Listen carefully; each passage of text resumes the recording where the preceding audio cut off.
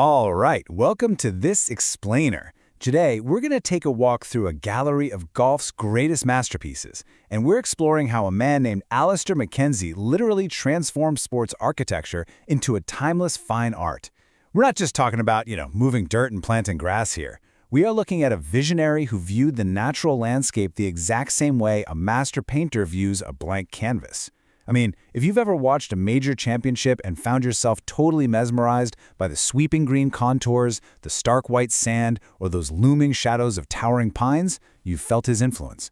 By the end of this explainer, you're going to see exactly why golfers will travel thousands of miles just to experience the rhythm of his designs. And honestly, you'll probably never look at a bunker or a fairway the exact same way again. So, let's dive into this incredibly beautiful sentiment. This quote really serves as the ultimate mission statement for a man who firmly believed that golf should always be a pleasure and never a punishment. You have to remember, in an era where golf was often designed to be this grueling penal test that just beat players into submission, MacKenzie's philosophy was completely transformative. He reminded golfers to actually appreciate the surrounding beauty, to slow down and just deeply enjoy a walk in nature. He wanted players to admire the landscape just as much as they focused on their scorecards. And it's that emotional connection, that feeling of absolute harmony with the environment, that is the real secret to why his courses remain so deeply memorable, way after you've walked off the 18th green and packed away your clubs. Section 1. The Canvas and the Core. To truly appreciate his art, we kind of have to understand the remarkably short timeline of the artist's life. And honestly, it builds a picture of pretty tragic irony. So, MacKenzie was born in 1870 in Yorkshire, England, but he didn't actually hit his true architectural stride until the 1920s, which is a legendary decade that's now universally considered the golden age of golf course design. He traveled the whole world, crafting these masterpieces from California all the way to Australia. But here's the truly heartbreaking part. He passed away in January 1934. That was mere months after his absolute greatest canvas, Augusta National, opened for play. He literally never lived to see the Masters tournament become golf's most beloved championship. He never got to watch generations of modern golfers marvel at his completed work at Cypress or Royal Melbourne. Yet, his influence just kept on growing, long after his own footsteps disappeared from those fairways. Moving right along to Section 2, Beauty Meets Strategy. Now, this brilliantly illustrates the rule of contrast in his work. It's actually amazing to think about how radically different his approach was from the guys who came before him. Traditional golf course design, prior to MacKenzie, was mostly characterized by punishment and repetition. The architecture basically demanded a single perfect shot, and man, if you missed it by even a fraction, you paid a severe, round-ruining price. Those old designs literally tried to beat you down with overwhelming difficulty. But MacKenzie? His vision was entirely built on possibility, on discovery, and on rewarding your imagination. He wanted his courses to invite you in, he wanted to challenge your intellect without completely crushing your spirit, offering up a thrilling puzzle rather than just a brick wall. Now, we shouldn't look at these hallmarks as engineering specs. Think of them instead as the brushes, the paints, and the canvases in MacKenzie's artistic toolkit, because every single element had a profound psychological purpose. He used visual deception to make you question your depth perception, making you second-guess your club choice, right? He used strategic width to give you multiple choices off the tee, practically daring you to take the riskier line to get a better approach angle. And his natural-looking bunkers, they weren't just pits of sand. They were jagged, rugged sculptures carved right into the earth, designed to look like they'd been sitting there for centuries. Plus, his flowing routing created this undeniable, almost musical rhythm to the round. He wasn't just building hazards to catch golf balls. He was crafting a living environment that invited genuine emotion. So here is the crucial takeaway.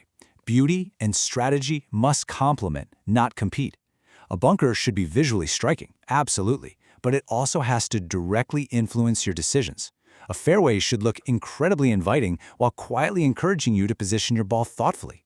What this means is that on a coastal masterpiece like Cypress, for example, every stunning cliff, every rolling sand dune, and every breathtaking ocean view isn't just decoration for a postcard. It dictates your strategic decisions on every single swing. The wind coming off the water, the angle of the rugged coastline, it all matters. The architecture completely transforms the spectacular scenery into a highly active, highly intellectual experience. Which brings us to Section 3, Rewarding the Wisest Golfer. MacKenzie firmly believed that golf should encourage creativity through a very specific progression. First, you discover your options, then you experiment with routes, you recover from challenges, and finally, you invent unique shots. Imagine standing on a tee box and immediately seeing 3 completely different ways to reach the flag. Every single hole asks you thoughtful questions, forcing you through this mental progression, where you might try a low running approach beneath the wind on one shot, or a daring high carry over a massive hazard on the next. By offering multiple routes to the green and making the game about creative discovery rather than just robotic muscle memory repetition, he ensured the golf course was this endless playground for the mind. And there is perhaps no better stage in the world to witness this than the Masters Tournament. Every April, millions of us watch this annual architectural exhibition on TV, witnessing a landscape meticulously crafted not to just identify the strongest hitter, but to consistently reward the wisest golfer. Viewers at home are, understandably, admiring the blooming azaleas, the towering pines, and those immaculate fairways. But right beneath all that incredible beauty lies extraordinary, ruthless strategy. The approach angles matter enormously here. A drive straight down the middle might leave you with an absolutely impossible putt, while a drive hugging a really dangerous bunker suddenly opens up the entire green. It proves year after year that intelligence, nerve, and imagination are the true keys to solving MacKenzie's puzzles. Let's wrap things up with Section 4, an enduring global legacy. His legendary courses really have quite a survival story to tell. Over the decades, modern equipment and overgrown trees drastically altered these works of art. Bunkers lost their original jagged character and turned into these perfect, boring circles, and wide fairways were choked off by encroaching forests, completely ruining those brilliant strategic angles. But thankfully, this massive restoration movement by modern historians has carefully intervened. They've brought places like Passatempo, Royal Melbourne, and Crystal Downs back to life. Architects literally dug through the archives, going back to Mackenzie's original blueprints, old aerial photographs, and his written notes to ensure these courses remained faithful to his intentions. Even Augusta National, which continually evolves to challenge modern pros, does so while deeply honoring his founding artistic principles. And this passionate restoration movement is championed by today's top architects, visionaries like Tom Doe, Gil Hance, Bill Coore, Ben Crenshaw, and Tom Fazio. If you walk into any of their design offices today, one name appears over and over on their bookshelves: Alister MacKenzie. They constantly reference his philosophies. They're learning not how to just copy and paste his famous holes, but how to deeply embrace his philosophy of restraint. Tom Doak praises his strategic freedom. Gil Hance admires his incredible talent for natural blending. Mackenzie's greatest lesson to all the generations that followed him was simply how to think creatively and how to seamlessly weave a game into the natural fabric of the earth. So, it's pretty amazing to think that moving dirt and planting grass could elevate to this level. But it brings us to this ultimate question. Can sports architecture truly be considered fine art?